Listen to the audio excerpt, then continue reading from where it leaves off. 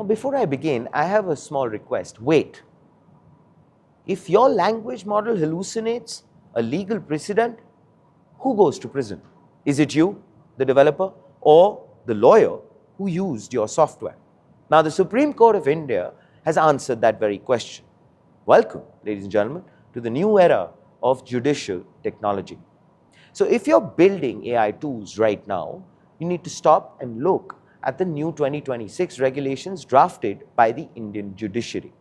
Chief Justice of India, Suryakant, has sounded a massive alarm. According to a recent Times of India report, he warned that AI is fundamentally altering sovereign power. Because AI supply chains across multiple global borders, we are looking at a massive accountability vacuum. Now, when the algorithm messes up, finding out who is liable across a maze of cloud providers and data brokers is almost next to impossible. It's like finding a needle in a haystack. Now, to fix this, the Supreme Court has released the draft regulations for use of artificial intelligence in courts for 2026. Now, as reported by the Hindustan Times, this is not just a policy document, it is a strict architectural boundary for what machine learning models are legally allowed to do.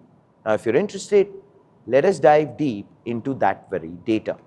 India is stepping up as one of the first major global jurisdictions to establish a comprehensive AI governance architecture for its courts.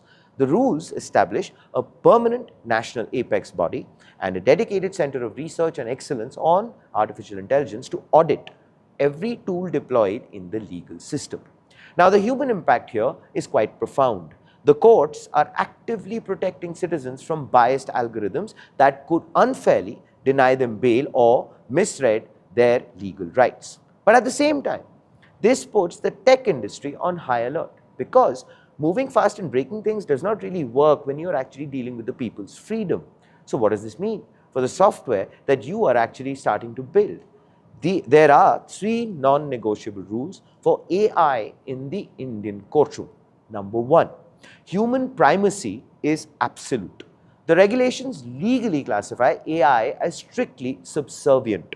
Your models can translate documents, transcribe court proceedings, and summarize massive pleadings. But they can never decide a case or pass a sentence. The AI is an assistant, never the judge. And number 2, zero tolerance for predictive profiling. Courts worldwide have experimented with algorithms to predict if someone will commit a crime again. The Indian Supreme Court has completely banned this. So you cannot use AI to assess flight risk, evaluate witness credibility, or for that matter, conduct surveillance on lawyers. The judicial system is explicitly rejecting the idea that machines should evaluate human character. Number 3, finally, the end of the black box. If you're an engineer, this is actually your biggest hurdle. The regulations ban unexplainable AI systems in matters affecting personal liberty.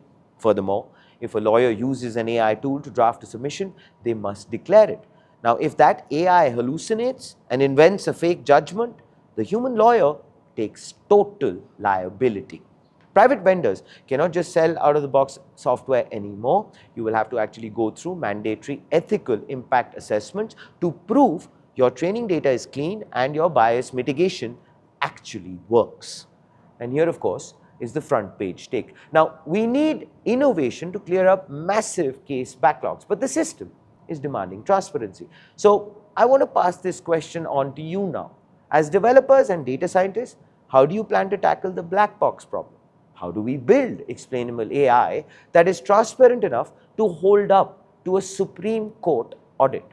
Please do let us know.